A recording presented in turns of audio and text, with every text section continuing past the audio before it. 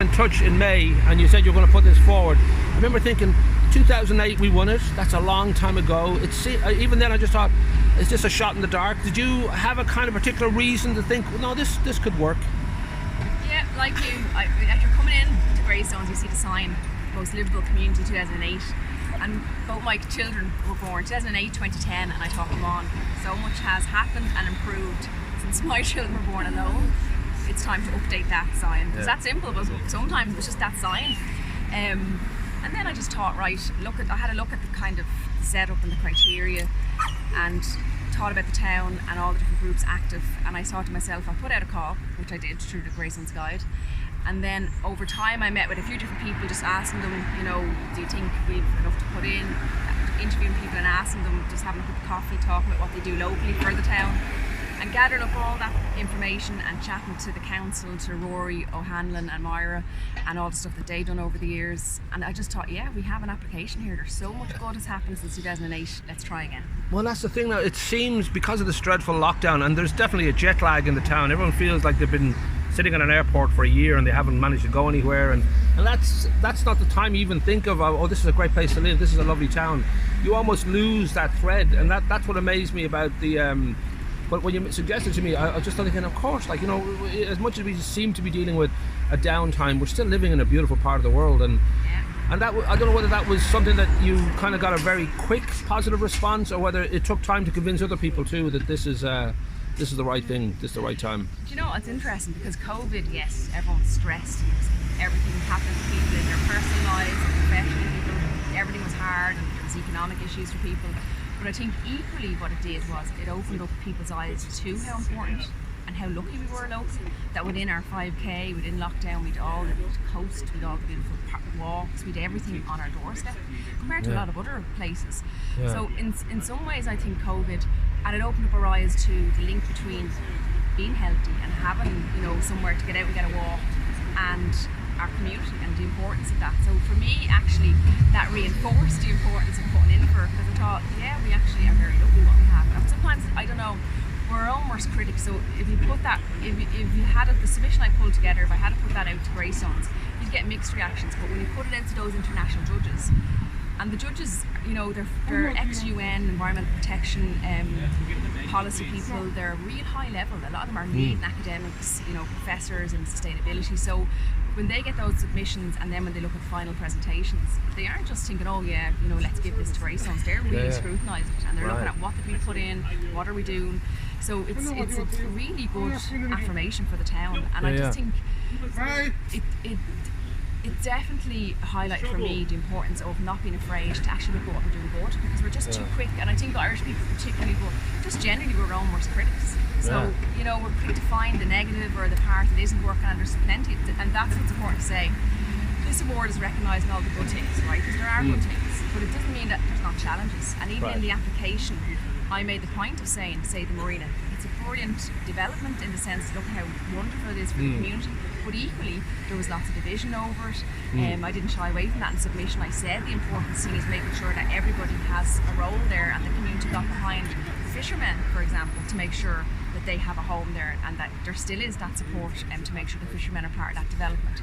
So, you know, it's not to hide away from the challenges as we grow as a community, but to say, well, right, these are the challenges, we're facing them, and these are the good things that we've achieved. And I think all that in the submission and then in the final presentation, those judges obviously looked at us and thought, yeah, that community deserves this gold. And everything took like it went up a few gears when the shortlist. When was the shortlist announced? Was that November? Yeah, I don't know. November. Right. Yeah. And that's when really, you know, I think there was a kind of a great, wonderful sort of, you know, surge of people getting involved. And you should mention the Greystones town team. I want to make a big mention for Ross McCarroll. There's lots of people, we'll put them in the text, but a lot of these people are completely kind of hidden people, basically. Just step forward because they know they can help, and they do help. When that sort of shortlist announced the change, I don't know, you must have felt, oh, okay, this is actually genuinely going to work. We're able to win this. Yeah, I suppose even pulling the submission together, and like they contacted the likes of the Tidy Towns, and they were very supportive. Like there's loads of, like, I'll come back to the people who were behind the final presentation in a minute, because obviously, like you say, everyone's always hidden. But even in terms of why our community is so nice to live in, is because of all these hidden volunteers, community groups. Like even in the submission and then in the final presentation, like if you take the sensory garden, If you look at St. Crispin's, what has happened up there, that lovely heritage spot, like the tiny towns have been really important and pivotal in that. Even when you pass the volunteers, you know, and be on the roundabout, you know, tidying up, keeping the edges clean, all those little bits, like they're the hidden people that are constant. And even say Saturday, Sunday morning, the sports coaches that come out voluntary up in Air Oak or any other sports, like they're all the people that just make this town a really livable town that you can take for granted.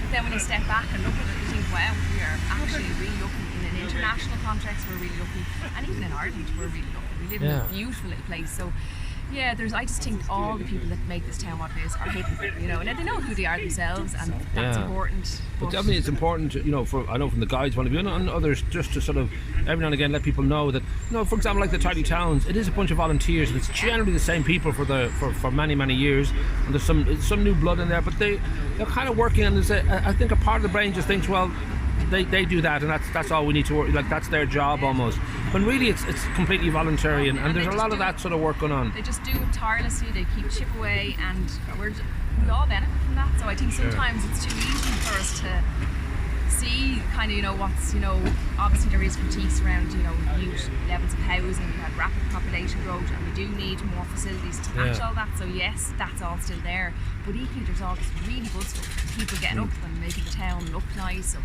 you know, coming together, putting on different events. Even the Sensory Garden is a brilliant example of different groups coming together, and the public backing things. Like when people put out a call in Greystones to the public, like the fundraising is phenomenal. People get behind it, you know. So it's brilliant. So the most important thing is, how much money do we win for this? Like, is it like, do we get to share it out, or how does this? The interesting thing is what we can do with it now, Paul. You know, the fact we have that LivCom stamp as internationally one of the world's most livable communities, I think we can definitely build on that in terms of trying to get funding using that, and trying to, you know, just rally around it, like in terms of positivity as well, and encouraging people to become more part of those voluntary groups and get involved, because part of it is maintaining that, do you know what I mean? Like we've real quick growth in population, lots of new people here, and that was another nice thing about the application actually, and the original submission and our presentation, highlighting things like the Greystones Guide, things in the community that make it feel still small and like a village, and yet we're so big in population now. So it's those things that are really important. But for people to get involved, like just to I don't know, to start being a part of this great community, because it wants people to be part of it, needs people to be part of it, so we keep winning these awards.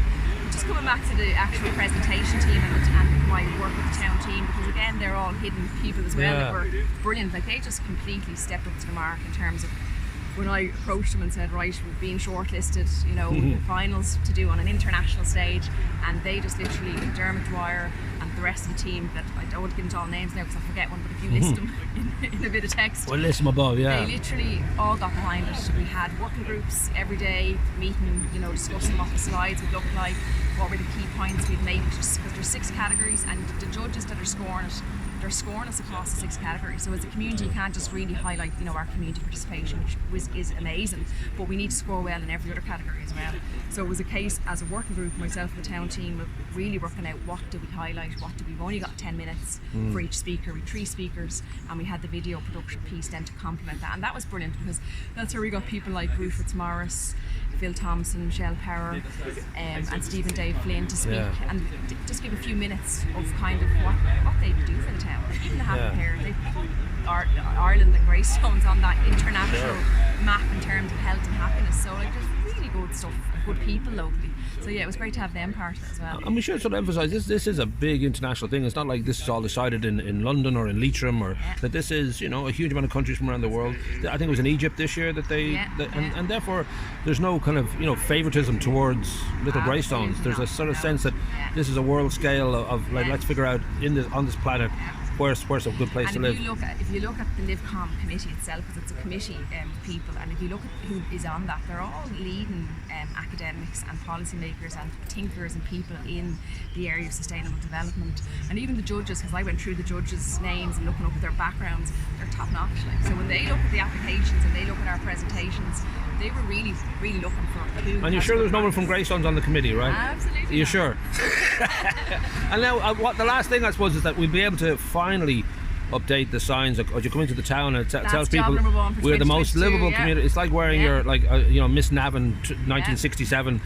It's like, maybe we should update that a little bit. Yeah. But that'll be great. And well done. I know that a lot of people were involved, but I think, the fact that you picked up the torch from the start, as I said, we'll thank everybody else. But well done, because it is kind of, it was a little bit of a shot in the dark, I thought, but obviously you knew better, and you knew that there was a very strong chance, and you were right.